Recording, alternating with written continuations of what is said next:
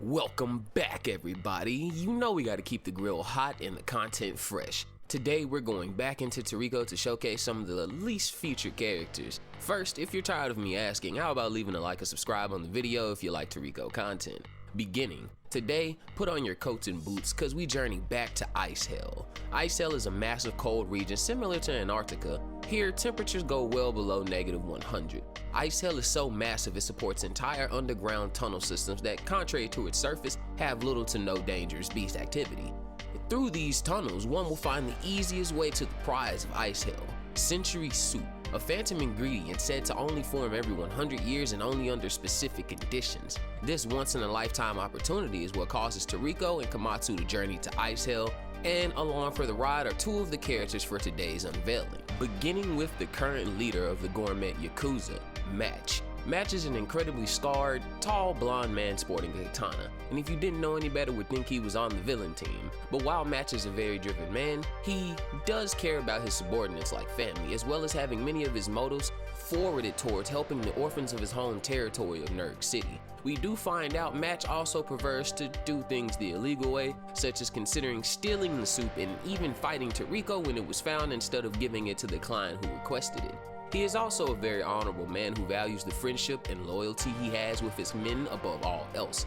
I will say, I got heavy Roronoa Zoro vibes from Match, not because of his sword, but because of his personality. Extremely loyal but serious when faced with adversity, cause who wants to strike a match? Alright, just remember you're the one who struck the match. Nothing? Bad pun? Anyway, fun fact, the reason Match is covered in scars is from a single devastating attack. An attack from when he picked a fight with another Heavenly King. Match tried to fight Zebra and I'm guessing got one hit KO'd by Voice Cutter, but anyway. Following on Pseudo Team Toriko is a member of a certain organization I've wanted to cover, Takimaru of the Gourmet Knights. The Gourmet Knights are an order of gourmet hunters that follow a strict gourmet doctrine, which states to entrust one's life completely to nature. This means shunning man-made medicines or anything that would naturally be found in nature or is completely artificial, kinda like the no-vaxxers of the Toriko world, but not like it matters when you have food that can cure death and literally make you superhuman. Toriko also stated they are used to fasting, so they can survive for a long time without eating or somehow drinking. But fun fact, their leader, Aimaru, because I thought it was Aimaru, but it's Aimaru, is actually a good old friend of Toriko and the one who taught him the ultimate routine. Takimaru is the youngest member of the Gourmet Knights, and he was born with a horrible affliction, a gourmet world disease called a curse with no known cure. The curse was cured to some extent by the leader of the Gourmet Knights, Aimaru, but part of it still remains in Takimaru's left eye to this day. And this could be why Takimaru is incredibly polite, and as the youngest member of the Gourmet Knights displays a sort of anxiety in proving his commitment and saving Aimaru. These two and Match's men link up with Toriko and Komatsu and decide to partner together to journey into Ice Hell. Surviving the journey to the continent and dangerous beast along the way with some heavy assists from Toriko in the group. I note that Toriko, much to his credit when killing any creature, eats and utilizes all their parts in the journey further into Ice Hell. However, they did know that some of the greatest challenges they ever faced were on their way. The Gourmet Corps, having gotten wind of the Century Soup, dispatched 3 operatives. I've already explained Tommy Rod's involvement, check out that video if you haven't, it's pretty good. But long before Tommy was revealed to be on Ice Hell, the ship questing for the Century Soup had already been invaded. One of the passengers, a world-famous eating champion, seemed to turn against the gourmet guards of the billionaire. It appeared that a member of security was also in on the job, and at this point we understand that we're being introduced to a little body snatcher, and we'll get into that in a bit. The next one making land as a part of Group 2, the body snatcher heads over and greets our next guest who had apparently took a nap in near -100-degree temperatures, something Toriko did notice odd on their journey in. These two men are Branch 5 Head Chef Bogey Woods and Branch 4 Head Chef Barry Gammon. These two meet up and wake up sous chef Tommy Rod, who once again, check out that video, it's pretty good. From here, we start getting into the battles, and if you guys like to ever see these episodes, just join the Discord. I'll put the link below in the comments, and we can get into streaming some Toriko at some point. Continuing, even after braving the elements, Toriko and his group are still on guard, and for good reason, as the Gourmet Corps are right behind them and calmly picking off any stragglers. These two groups have a parallel experience of ice hell, with Toriko and his group barely making it and Komatsu literally almost dying, while Tommy Rod, Bogey Woods, and Barry Gammon stroll right behind them with a rather mysterious wanderer out there clapping butt cheeks in the snow. The Gourmet Corps attack almost signaled off with the flag of war as Tommy Rod detonates the foundation of ice hell with his bomb bugs. Tommy Rod then sent an enormous swarm of drill beetles that severely injured Toriko's party, though of course the anime heavily censored this and it was still nothing compared to the carnage that followed. Afterwards, Tommy Rod's appetite energy is what Toriko senses approaching. Once the Gourmet Corps hit the scene, combat is swiftly engaged. Though I won't mention it, there is a third group, and that's Zange's, and also moving forward towards the soup, ironically in a much less dangerous path. Zange OP, hashtag Zange for president. Anyway, the moment Tommy Rod and the Corps hit the ground, he impales Toriko and the battle ensues, with Toriko battling Tommy Rod, matching his crew versus Barry Gammon, and Takimaru versus Bogey Woods. And this part of the arc was fascinating to me. We had technically 4 separate plots in Toriko versus Tommy Rod, Match versus Barry, Takimaru versus Bogey, and Tepai deep below the surface attempting to revive the Century Soup along with Komatsu and, the gag characters. Getting straight into it with Toriko engaging Tommy Rod and Match and Takimaru intercepting Barry and Bogey. And this is where things got interesting, with Barry Gammon showing he's bulletproof and Bogey shedding his skin showing he is a damn body. The action technically begins with the matchups almost like Fate of Match versus Barry Gammon. We find the immovable object versus the unstoppable force. Barry Gammon, like I said, is bulletproof, able to secrete a slick oil that's basically like natural antifreeze that repels the friction of bullets, and this is what allowed him to insulate himself against the forces of nature with an ice hell. Barry quickly shows that he is incredibly durable and strong, constantly headbutting the hard ice, and the battle flips to Takimaru versus Bogey. Bogey Woods, as a body snatcher, kills his prey before inhabiting their bodies, boasting to have 100 different host forms to switch to. And it's not simple puppetry. Bogey can copy the body's voice, mannerisms, and body movement, and he does this through knocking their central nervous system. Takimaru uses a martial arts style that involves dislodging and damaging bones and joints. He uses pre-shot routines to increase the accuracy and success rate of his techniques, and has an incredible knowledge in human anatomy and animal anatomy.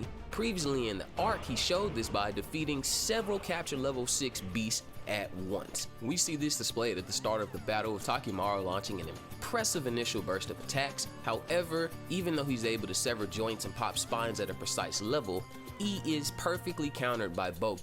Where Takimaru could read normal movement, Bogey is able to swing his limbs sort of like Luffy, launching barrage style attacks, flailing them and even turning the shape of his limbs into iron weights or scythes. And we find out, as a body snatcher, Bogey has 20 times the normal amount of bones in his body. So, whereas a normal human being would have 200 bones, Bogey has 4,000 different bones, able to dislocate every joint and move the bones to shape any form he wants. This honed by living in different hosts including beast and man. And it's actually kind of terrifying because he's essentially like a skinwalker. Takimaru delivers dislocating blow after blow, only to prove to be met by the ever-changing maw of Bogey. Rejecting the body of Takimaru because he basically figures out that Takimaru is cursed and he doesn't want a cursed body, he basically beats the ever-living hell out of Takimaru until through his remembrance of his training, Takimaru unleashes the perfect pre-shot routine, targeting and destroying a specific section of bones known as the sacrum and a central spinal support bone. But for Bogey, it was how he was manipulating his entire body. Through basically getting his butt kicked over the period of this fight, Takimaru learns where to locate Bogey's sacrum and dislocate it, thus rendering Bogey helpless. And this is a testament to Takimaru's discipline and durability.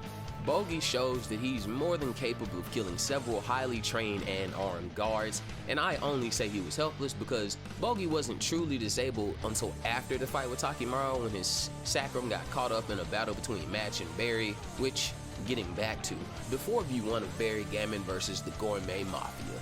Barry not only proves to be incredibly strong, but unbelievably durable, blitzing Match and his crew, boasting he's simply moving at his peak, while Match and them are limited by their environment. This is also complemented by the fact that Barry's armor is made of crushed turtle, a capture level 60 creature that can deflect Match's sword.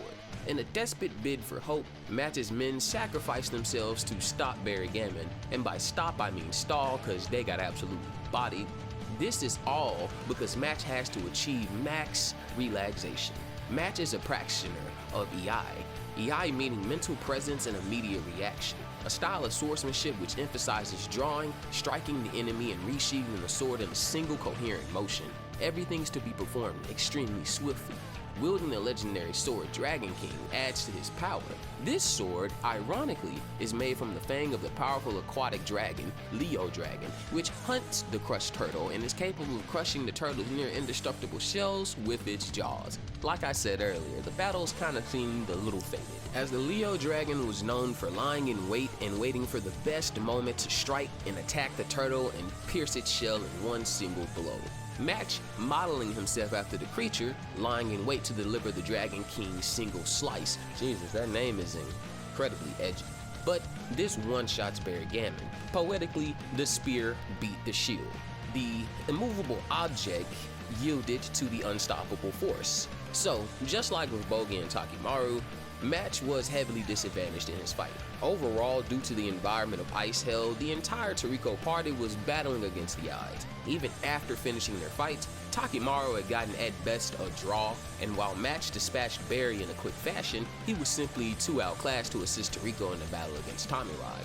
Ironically, in the end, Ice Hell was one of the true reasons many of our heroes survived. It was so cold that it nearly perfectly preserved Match's men despite their life-ending injuries, but as the story stands, Team Toriko lost. Toriko technically did not beat Tamirod, Tepai did.